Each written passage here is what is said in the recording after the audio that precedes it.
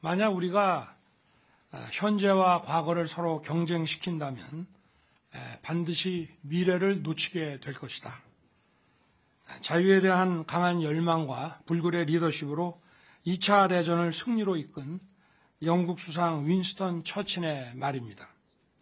과거는 직시하고 기억해야 됩니다. 그러나 과거에 발목이 잡혀서는 안 됩니다. 그동안 한일 관계는 악화 일로를 걸어왔습니다. 양국 정부 간 대화가 단절되었고 한일 관계는 파국 일보 직전에서 방치되었습니다. 2011년 12월 마지막 한일 정상회담이 열린 뒤 2015년 위안부 합의로 일본 정부가 2016년 출연한 화해치유재단도 불과 2년 만에 해체되었습니다. 2018년 대법원의 강제징용 사건 판결은 2019년 일본의 반도체 소재 수출 규제, 화이트리스트 한국 배제 등 경제 보복으로 이어졌으며 우리도 일본을 WTO에 제소하고 우리 화이트리스트에서 일본을 배제하는 등 역사 갈등이 경제 갈등으로 확산되었습니다. 또한 우리는 일본과 2016년 지소미아를 체결하였다가 2019년 8월 지소미아 종료를 발표하고 석 달 뒤 다시 이를 보류하는 등 한일 안보 협력마저 파행을 겪었습니다. 저는 작년 5월 대통령 취임 이후 존재마저 불투명해진 한일 관계의 정상화 방안을 고민해 왔습니다. 마치 출구가 없는 미로 속에 갇힌 기분이었습니다. 그렇지만 손을 놓고 마냥 지켜볼 수만은 없었습니다. 날로 치열해지는 미중 전략 경쟁, 글로벌 공급망 위기, 북핵 위협의 고도화 등 우리를 둘러싼 복합 위기 속에서 한일 협력의 필요성은 더욱 커졌기 때문입니다. 한일 양국은 역사적으로나 문화적으로나 가장 가깝게 교류해온 숙명의 이웃관계입니다. 독일과 프랑스도 양차 세계대전을 통해 수많은 인명을 희생시키면서 적으로 맞서다가 전후에 전격적으로 화해하고 이제는 유럽에서 가장 가깝게 협력하는 이웃이 됐습니다. 한일 관계도 이제 과거를 넘어서야 합니다. 친구 관계에서 서먹서먹한 일이 생기더라도 관계를 단절하지 않고 계속 만나 소통하고 얘기하면 오해가 풀리고 관계가 복원되듯이 한일 관계도 마찬가지입니다. 때로는 이견이 생기더라도 한일 양국은 자주 만나 소통하면서 문제를 해결하고 협력 방안을 찾아 나가야 합니다. 한일 관계는 한쪽이 더 얻으면 다른 쪽이 그만큼 더 잃는 제로섬의 관계가 아닙니다. 한일 관계는 함께 노력해서 함께 더 많이 얻는 윈윈 관계가 될 수 있고 또 반드시 그렇게 되어야 합니다. 하지만 전임 정부는 수렁에 빠진 한일 관계를 그대로 방치했습니다. 그 여파로 양국 국민과 제1동포들이 피해를 입고 양국의 경제와 안보는 깊은 반목에 빠지고 말았습니다. 저 역시 눈앞에 정치적 이익을 위한 편한 길을 선택해서 역대 최악의 한일 관계를 방치하는 대통령이 될 수도 있었습니다. 하지만 작금의 엄중한 국제 정세를 뒤로하고 저마저 적대적 민족주의와 반일 감정을 자극해 국내 정치에 활용하려 한다면 대통령으로서의 책무를 저버리는 것이라고 생각했습니다. 이번 방일에 대해 우선 한일 양국의 경제계가 적극 환영하면서 그간 위축된 양국 경제 교류가 재개될 것이라는 기대감을 가지기 시작했습니다. 제가 이번에 일본에 가서 만난 제1동포들도 그간 한일 관계 경색으로 겪어온 어려움과 고통을 일거에 털어버릴 기대감에 동포 사회가 축제 분위기라고 하였습니다. 저는 우리 정부가 이제 올바른 방향으로 나아가고 있다고 확신합니다. 양국 간 불행한 과거의 아픔을 딛고 일본과 새로운 지향점을 도출하고자 한 노력은 이번이 처음은 아닙니다. 1965년 박정희 대통령은 한일 간의 공동이익과 공동안전 그리고 공동번영을 모색하는 새로운 시대에 접어들었다고 하면서 한일 국교 정상화를 추진했습니다. 당시 굴욕적이고 매국적 외교라는 극렬한 반대 여론이 들끓었지만 박 대통령은 피해의식과 열등감에 사로잡혀 일본이라면 무조건 겁부터 집어먹는 것이 바로 굴욕적 자세라고 지적했습니다. 그리고 한일 국교 정상화가 어떤 결과로 귀결될지는 우리의 자세와 각오에 달려있다면서 끝내 한일 국교 정상화라는 과업을 완수했습니다. 박 대통령의 결단 덕분에 삼성, 현대, LG, 포스코와 같은 기업들이 세계적인 경쟁력을 갖춘 기업으로 성장할 수 있었고 이는 한국 경제의 눈부신 발전을 가능케 하는 원동력이 됐습니다. 그 후 부침을 거듭하던 한일 관계의 새로운 지평을 연 것은 1998년 김대중 대통령이었습니다. 김 대통령은 오부치 일본 총리와의 정상회담을 통해 21세기 새로운 한일 파트너십을 선언했습니다. 김대중 대통령은 일본 방문 연설에서 역사적으로 한국과 일본의 관계가 불행했던 것은 일본이 한국을 침략한 7년간과 식민지배 35년간이었다고 하면서 50년도 안 되는 불행한 역사 때문에 1500년에 걸친 교류와 협력의 역사를 무의미하게 만드는 것은 참으로 어리석은 일이라고 얘기했습니다. 아울러 김대중 대통령은 65년 한일 국교 정상화 이후 비약적으로 확대된 양국의 교류와 협력을 통해 필요 불가결한 동반자로 발전한 한일 관계를 미래지향적인 관계로 만들어 나가야 할 때라고 하면서 양국 정상의 이번 선언이 한일 정부 간의 과거사 인식 문제를 매듭짓고 평화와 번영을 향한 공동의 미래를 개척하기 위한 초석이 될 것이라고 했습니다. 1965년의 한일 기본조약과 한일 청구권 협정은 한국 정부가 국민의 개인 청구권을 일괄 대리해 일본의 지원금을 수령한다고 되어 있습니다. 이 같은 기조 아래 역대 정부는 강제징용 피해자분들의 아픔을 치유하고 합당한 보상이 이루어질 수 있도록 노력해 왔습니다. 1974년 특별법을 제정해서 83,519건에 대해 일본으로부터 받은 청구권 자금 3억 달러의 9.7%에 해당하는 92억 원을 2007년 또다시 특별법을 제정해서 7만 8천여 명에 대해 약 6,500억 원을 각각 정부가 재정으로 보상해 드렸습니다.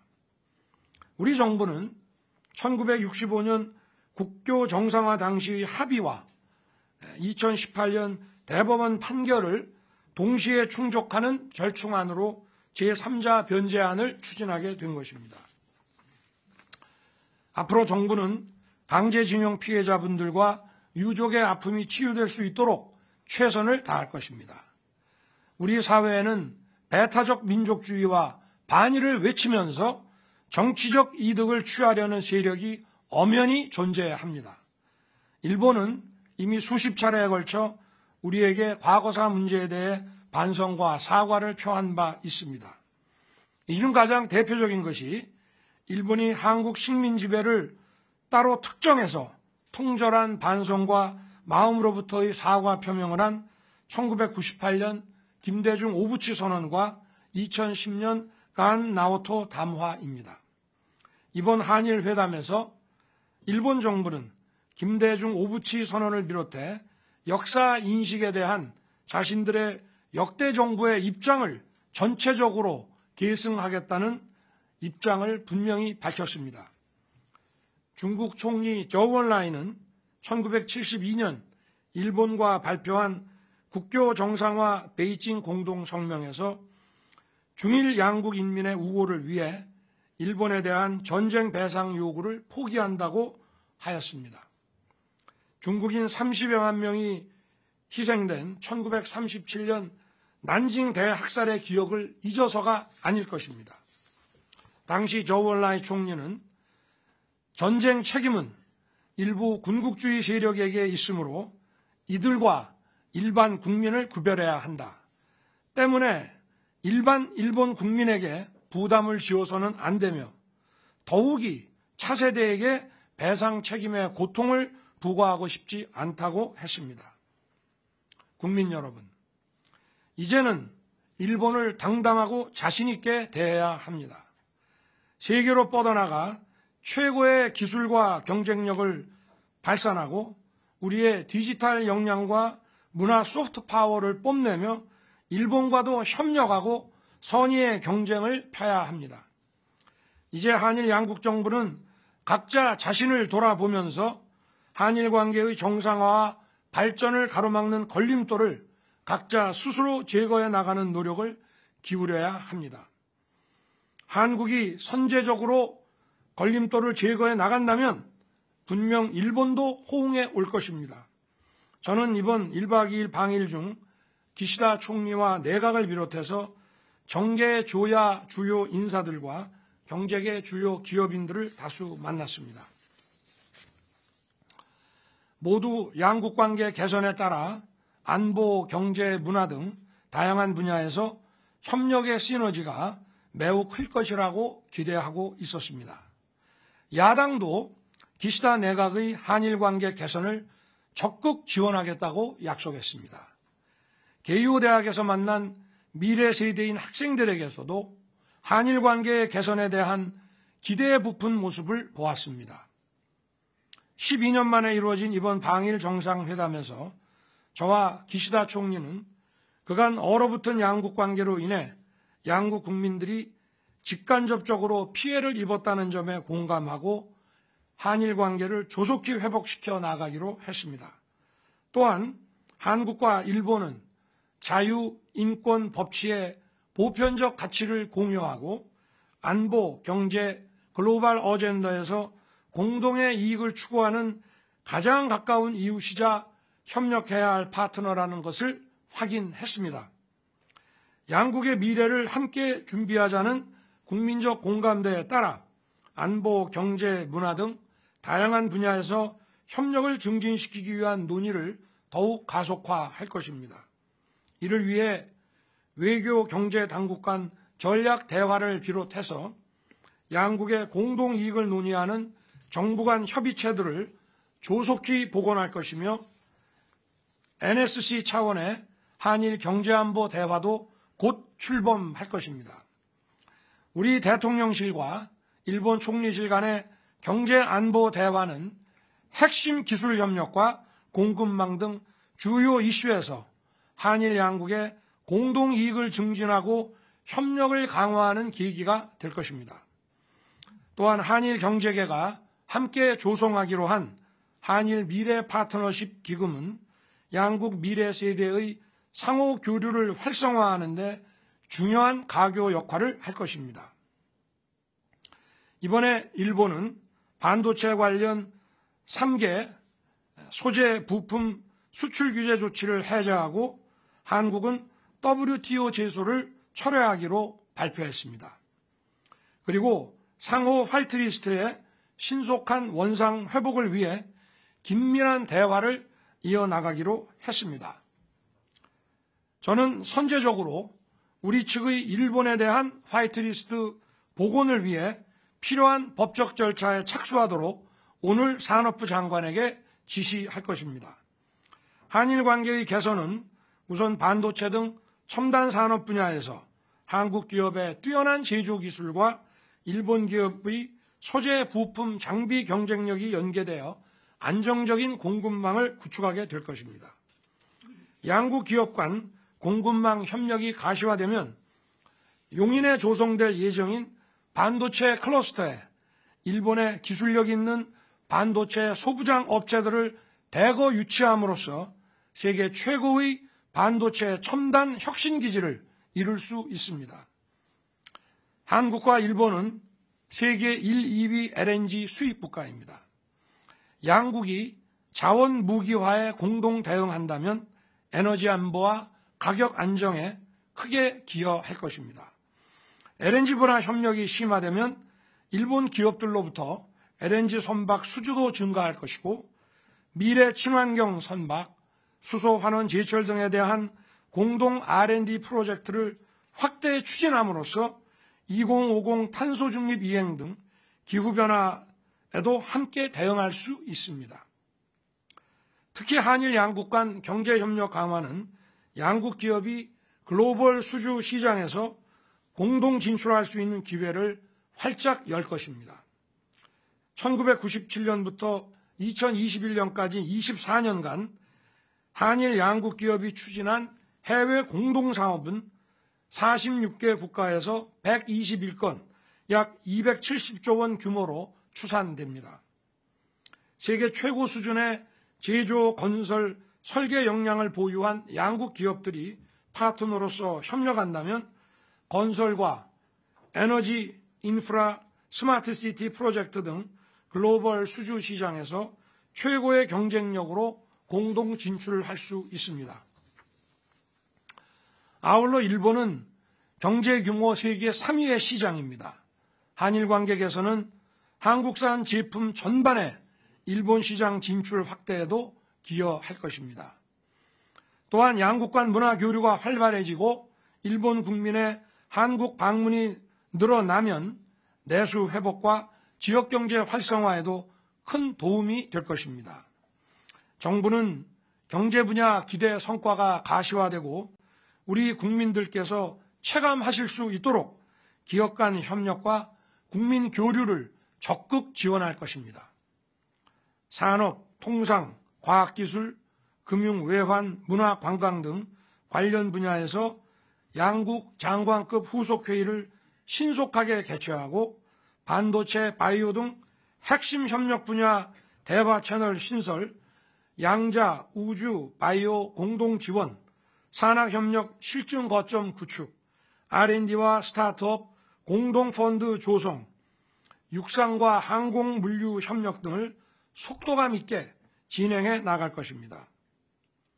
저와 기시다 총리는 날로 고도화되고 있는 북핵 미사일 위협에 대응하기 위해 한미 안보 공조가 매우 중요하며 앞으로도 적극 협력해 나가자는데 의견의 일치를 봤습니다. 지난 목요일 제가 일본으로 떠나기 2시간 반 전에 북한이 ICBM을 발사했습니다. 저는 한일 간 북핵과 미사일에 대한 완벽한 정보 공유가 시급하다고 판단해서 한일 정상회담에서 전제 조건 없이 선제적으로 지소미아를 완전히 정상화할 것을 선언했습니다.